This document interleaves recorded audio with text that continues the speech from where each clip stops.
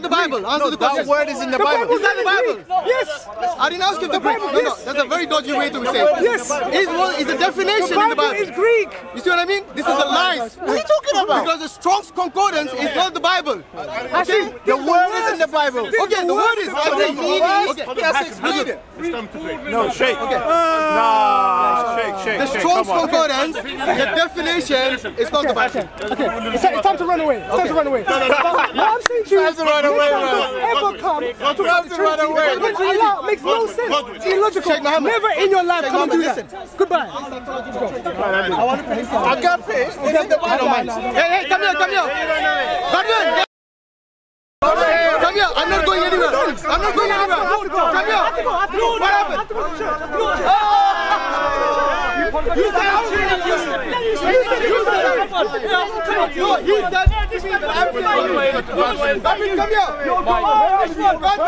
You all go to hell. You go to hell. Repent. Otherwise you're all like that. You need the Lord Jesus Christ. It's under the blood of Jesus. I'm part of a chicken bite. It's under the blood of Jesus. Only the blood of Jesus washes away sins, amen. Follow Jesus. Book of Numbers. Jesus, not Jihad. He killed, not killed. He killed people. You're not the sort of Christian that will get people towards Christianity.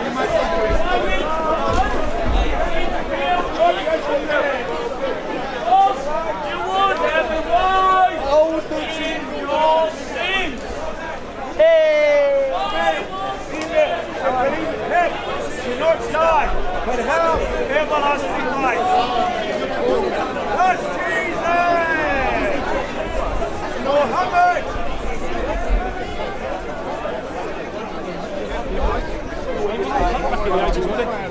I wanted to ask, I wanted to say, my brother, I wasn't being rude and disrespectful when I said the fat man example.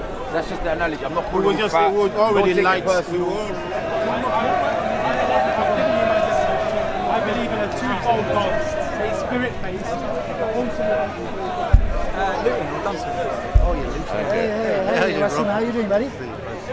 I'm looking for somebody who wants to. Phil is coming in now. I want to find somebody who wants to talk about cosmology. I'll talk about cosmology. Yeah, but you're talking on his. Like, you need somebody who's a theist who believes cosmology. And then receives it. Is he? That's not his strong point, I guess. Yeah, he's talking to you. Phyllis had a conversation with Shabir last time. Oh, you didn't want to go there, did you? Well, it never went anywhere, yeah. But that's because you were stuck on the Kalam, weren't you? That's what he wanted to debate, yeah. I'm not sure if Adnan's going to be like, I mean, it might as well. They're praying over there at the moment. Okay. There's all the guys praying and just showing the audience. But like Adnan would probably talk about the solar system. I don't think he'd be able to talk about like the strong nuclear force or that sort of thing. So like all this good cosmological knowledge will be wasted on him. He like won't be even prepared to.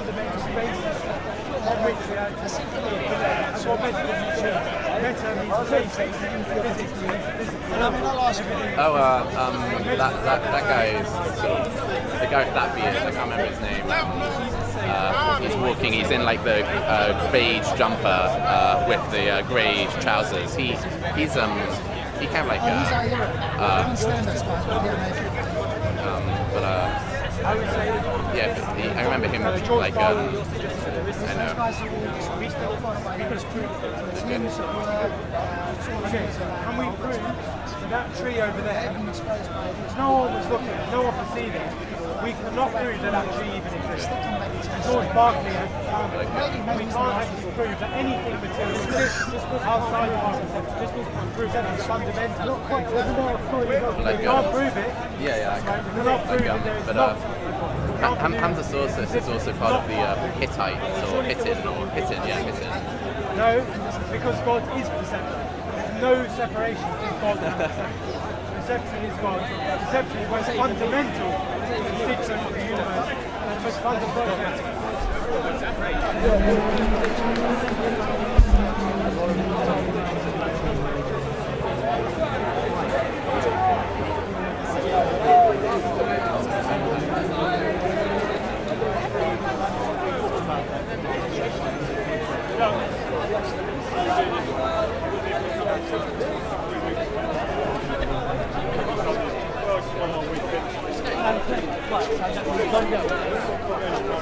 that may be not choosing so much of the human God, their hearts.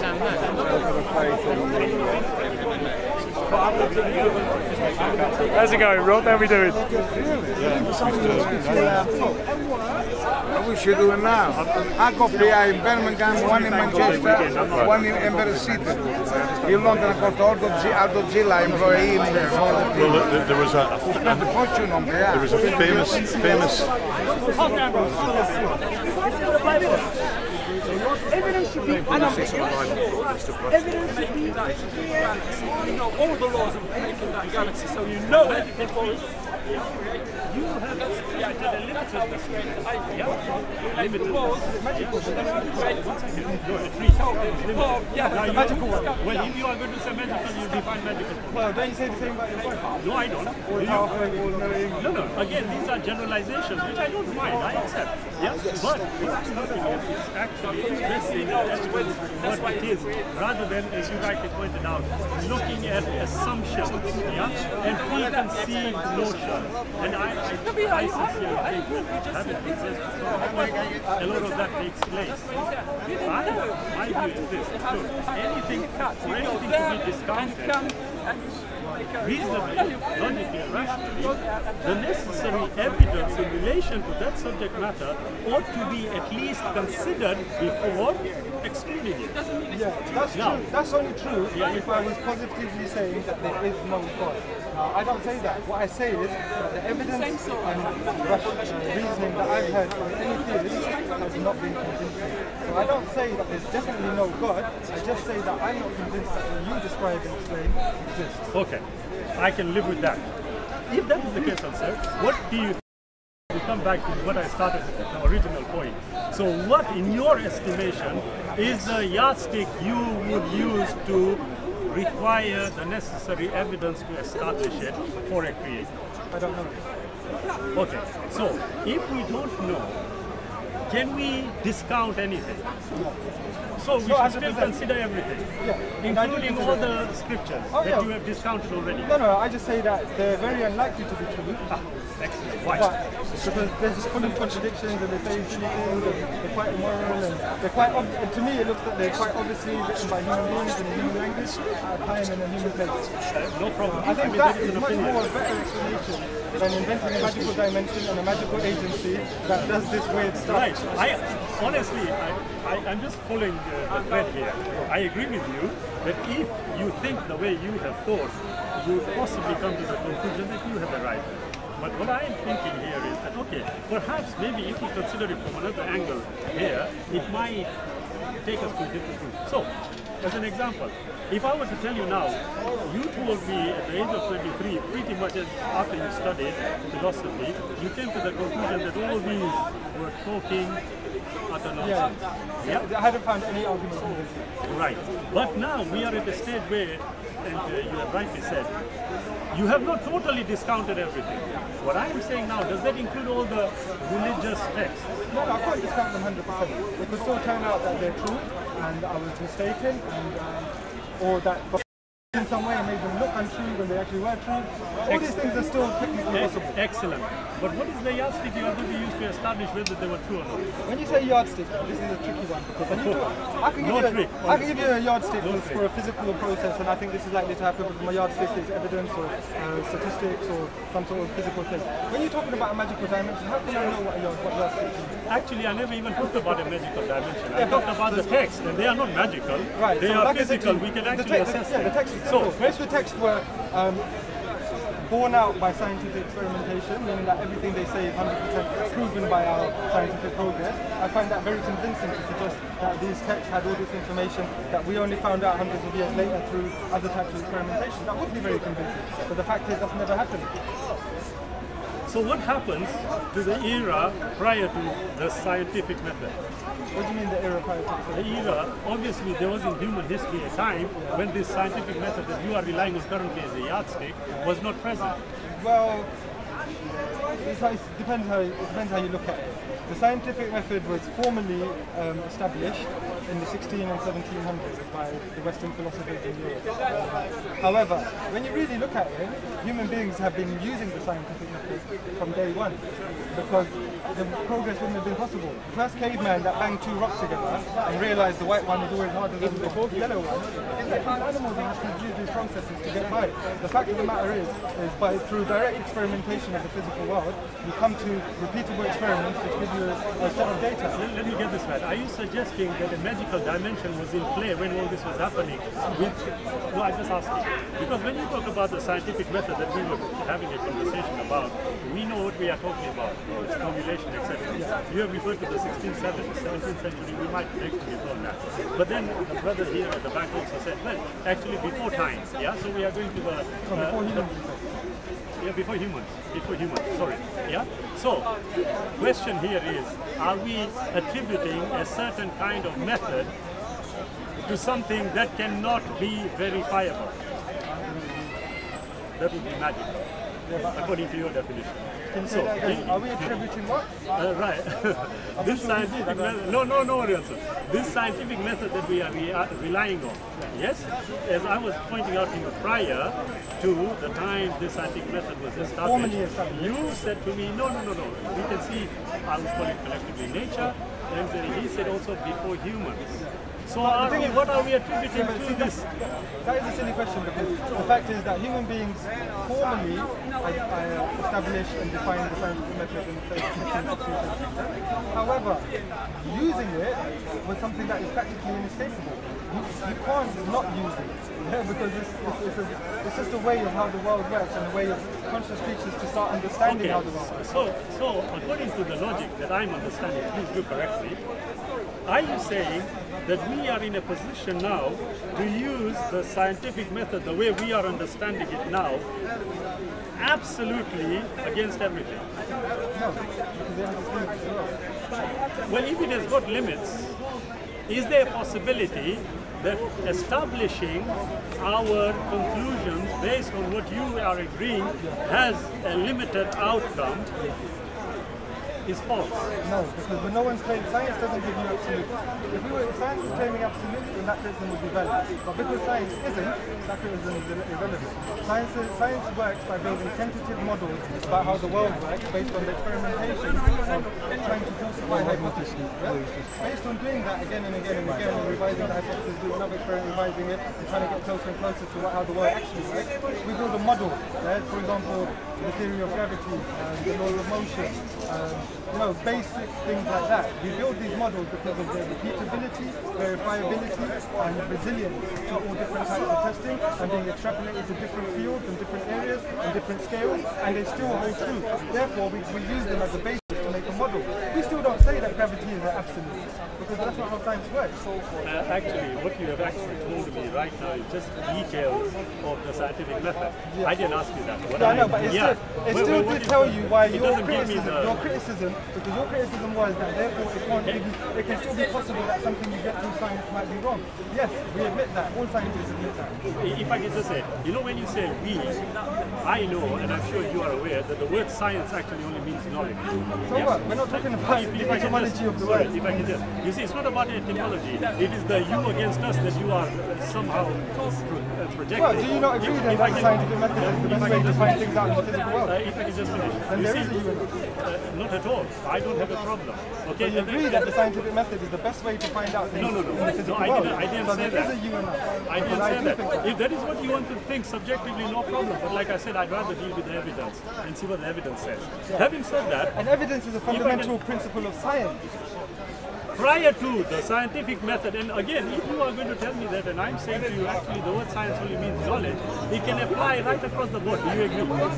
If you use that, no, do you agree? If you use that definition of its meaning, then of course, because you made it doesn't a broad meaning. Not at all. Actually, you and the brother at the back already agreed with me without realizing it, because you did tell me before we formally identified the method, it was already being used right across the board.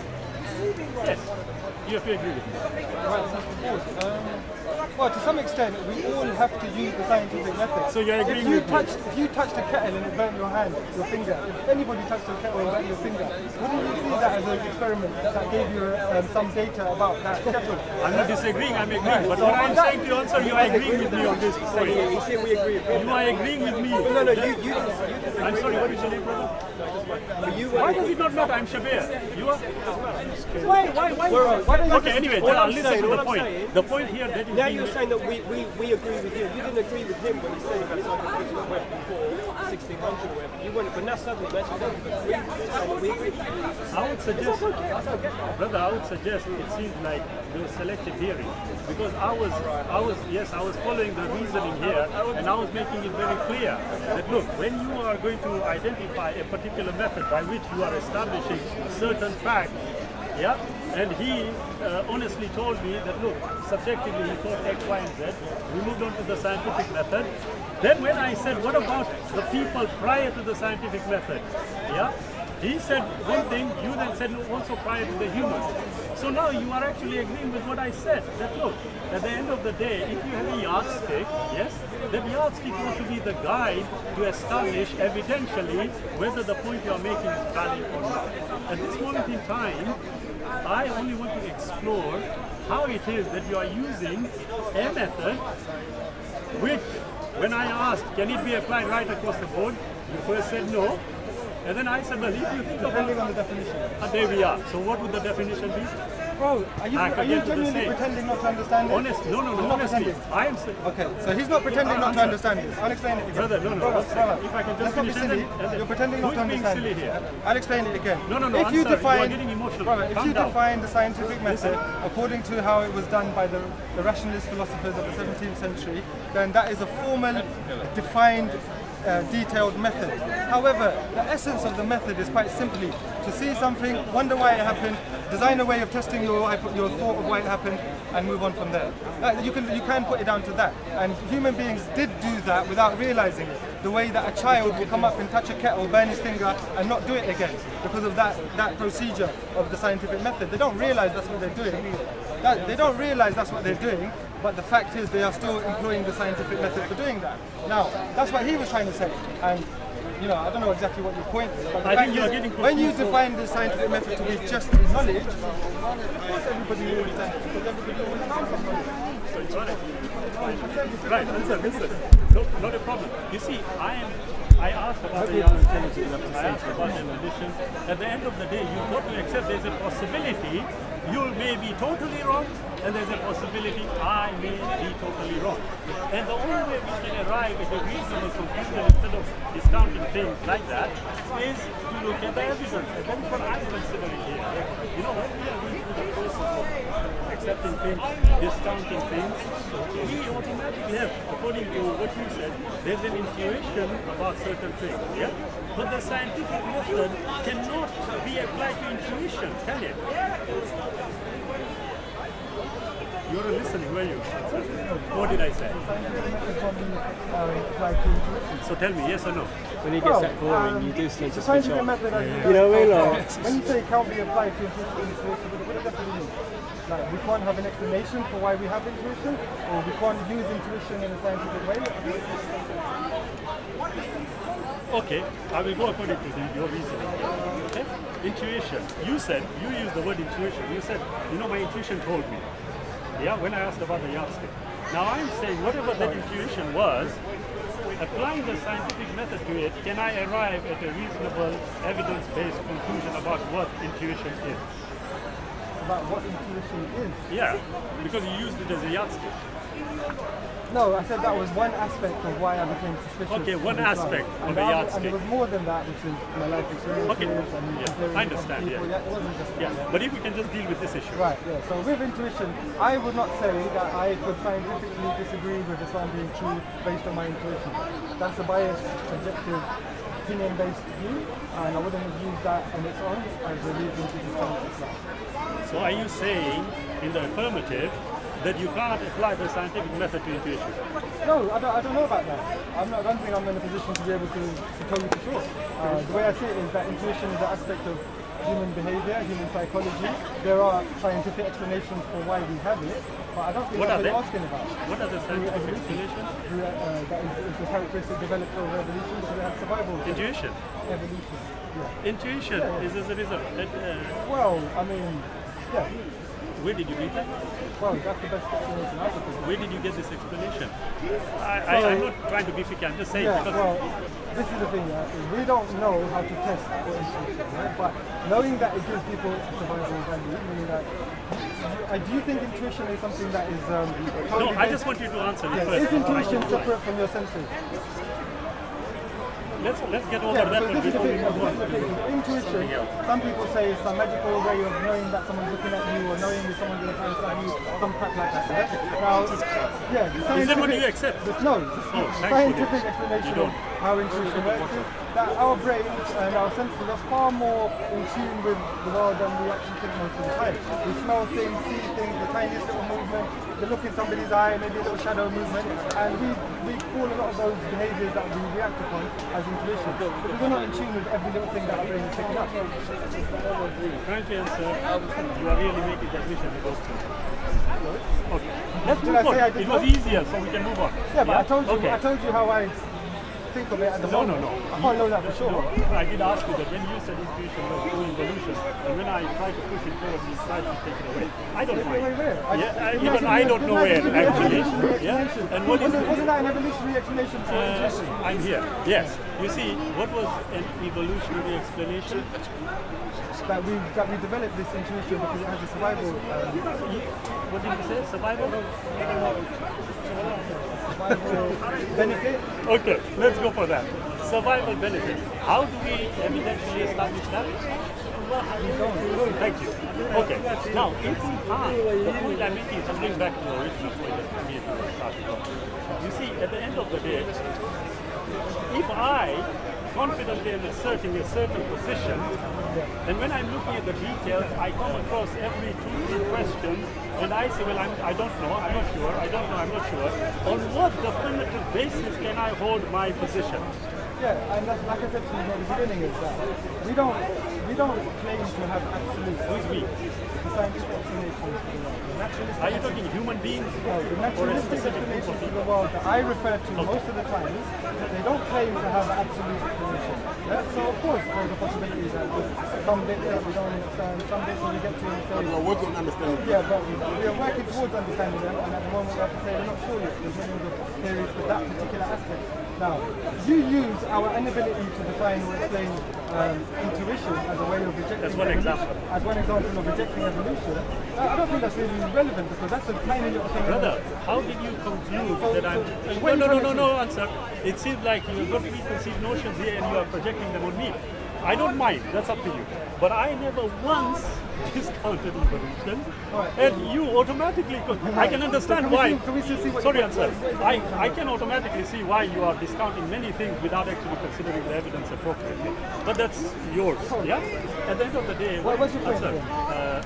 You missed it again. Okay, I'll tell you what it is, answer. No, respectfully, I just want us to understand where we are coming from. Yeah, all I wanted to know was that when you made such affirmative statements, and then, if I can just finish, affirmative statements of why you left Islam, yes, one automatically assumed you looked at the evidence, rather, and all you have told me, well, actually, not necessarily, but I did come across certain things, and then you suddenly introduce the word magic. Every time you disagree, you use the word magic.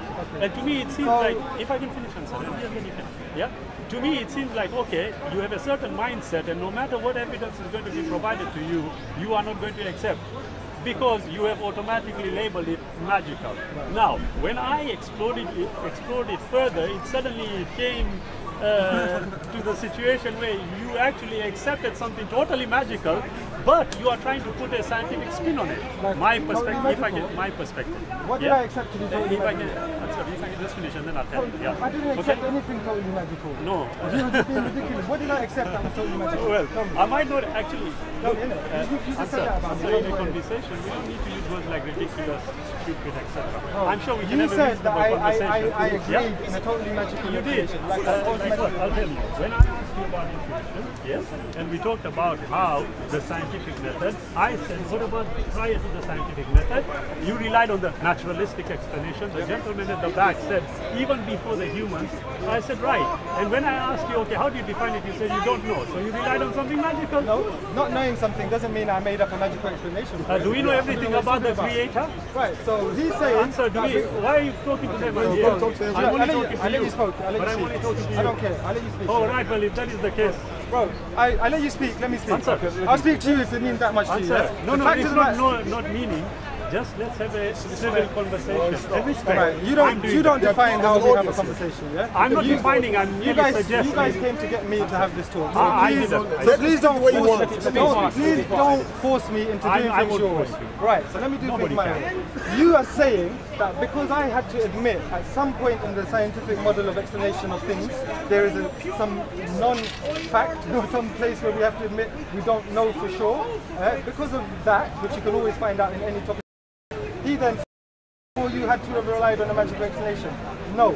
I will refer to the scientific models and explanations of things which can be repeatedly tested and verified by independent people, as far as that they are convincing. When we get to a very specific aspect of an established theory, and we are not sure exactly because we don't have the tools to test it, or maybe it's just that difficult to get there to test, whatever, we have to admit we don't know on those things. So he comes along and says, oh, well, eventually I got you to say you don't know about something, and therefore you still thought it was true, so you believe in magic. Guys, when did I refer to a magical explanation, a magical dimension, or anything like that? I seek to explain within the natural world as far as it's convincing. Yeah, as far as it's convincing. When there are gaps and limits to our knowledge, I'll just say, I don't know about that. We don't know about that. Let's see what the experts say. And most of them might say we don't know about that for sure either. That's why there are a number of different theories that have to be peer reviewed and repeatedly tested until we do get a better picture. And even then it's not a guaranteed absolute fact, which is what he's fishing for. Yeah? I can only explain it like that, my friend. Oh, you're talking to me? Okay. Right.